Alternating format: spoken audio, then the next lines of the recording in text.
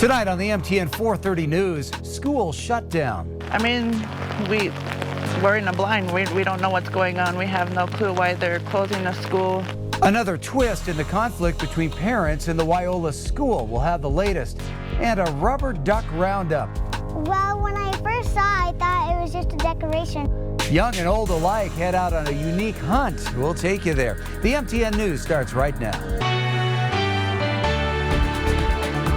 Well, good afternoon, everyone, and thanks for joining us. I'm Russ Riesinger. A man suspected of leaving explosive devices around Billings appeared in court today.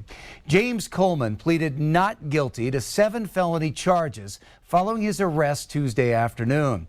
That arrest preceded a massive police search of his property, closing down Highway 312 for nearly 7 hours. Authorities allege Coleman made small explosive devices at his residence in the 2900 block of Highway 312, placing them on roadways over the last several months. According to court documents, earlier this month, a person contacted a detective and told him that Coleman was responsible for making the explosive devices.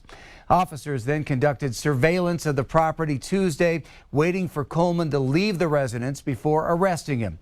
Coleman agreed to an interview and stated that he began making those devices nearly 6 months ago and described how he made them. In the search of his property, the bomb squad seized numerous items of explosive materials, including flash powder and a detonator cord. Methamphetamine and firearms were also taken from the property.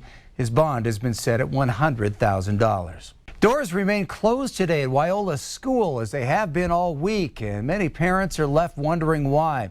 It all apparently stems from a conflict between parents and school staff that has brought law enforcement to the school several times.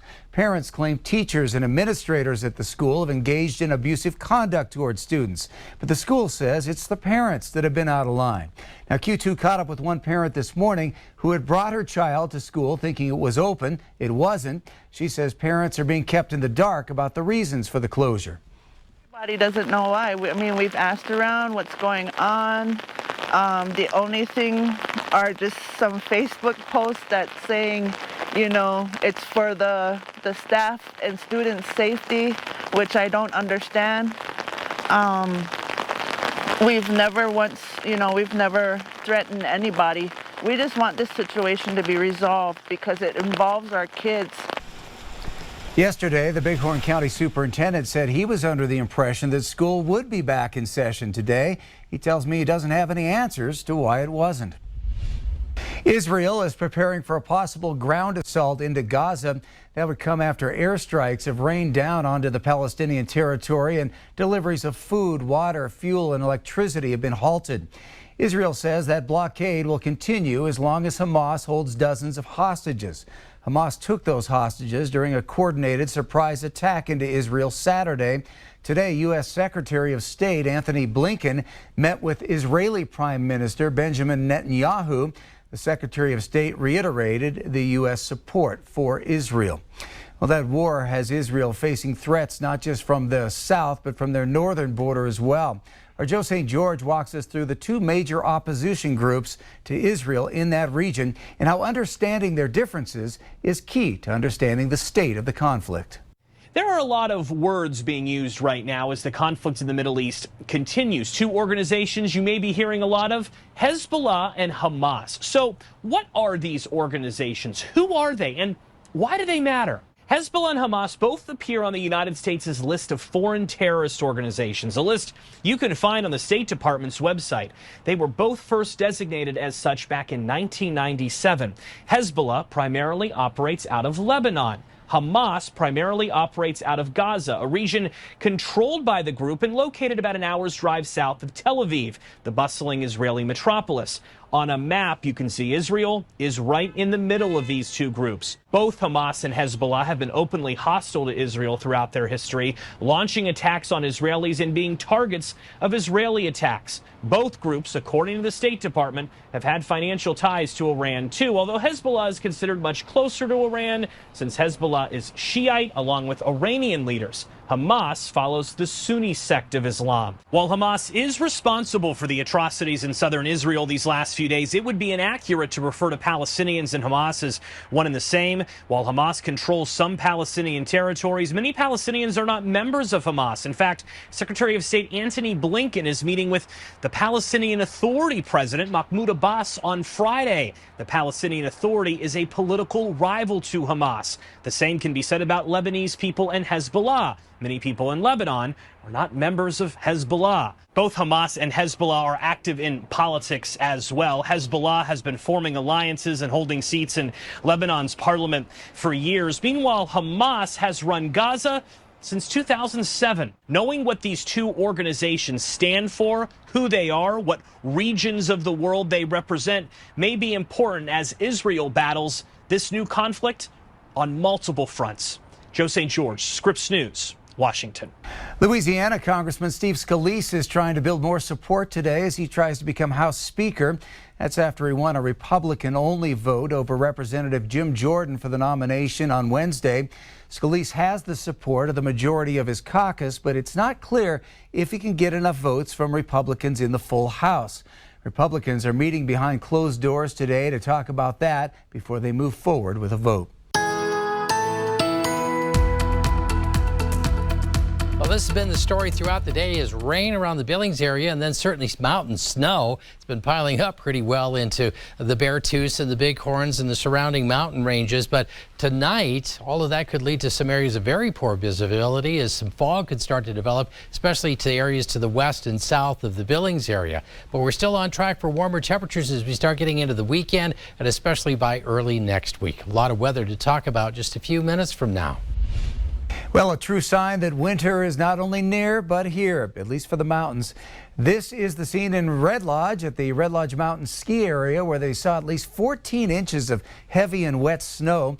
They say the conditions on Ski Run Road are extremely slick this afternoon and travel to the mountain is not being recommended. The mountain is set to open to skiers right around Thanksgiving. The United Auto Workers strike has expanded to another Ford plant, and today the union president is hinting at further action against Stellantis.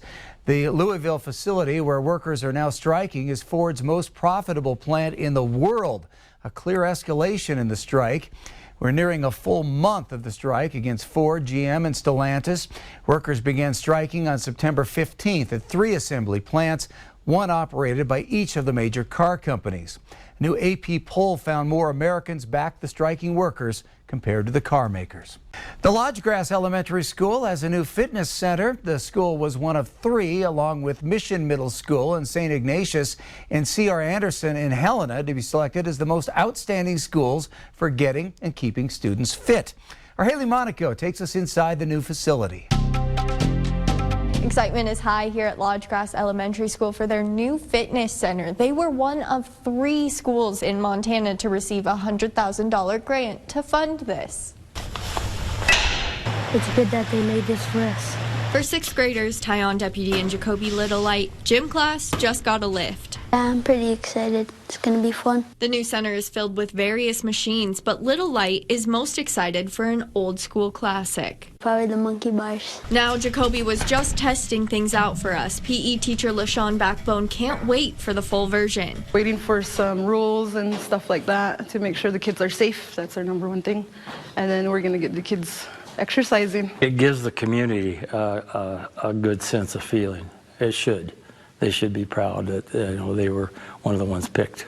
The Don't Quit Fitness Center was funded by the National Foundation for Governors Fitness Councils, which seeks to award fitness centers to schools using unique methods to promote physical activity. Lodgegrass was one of 3 awarded in Montana, and Sheridan Middle School in Wyoming also received one. These are pictures from Wednesday morning's grand opening celebration. You can see how much it means. And every station had somebody working out at it. So it was kind of neat so the kids could see the different things that were going on. It's not just kids who will benefit. Principal Larry Barkley says they plan to open the equipment up to everyone in town. He's just proud that his school and students were chosen. It's right here because it's for the kids. And if you can do things for the kids that's going to help them health-wise, that's the best thing you can do because their health is is so important. Everybody's health is important. In Lodgegrass, Haley Monaco, MTN News. Still ahead on the MTN 430 News here on Q2, residents in Roundup are on a duck hunt. This one is a little different than you might think. We'll explain coming up in just a bit. But up next, gray skies and rain covering the Billings area today. Ed will let us know how long it will stick around right after the break.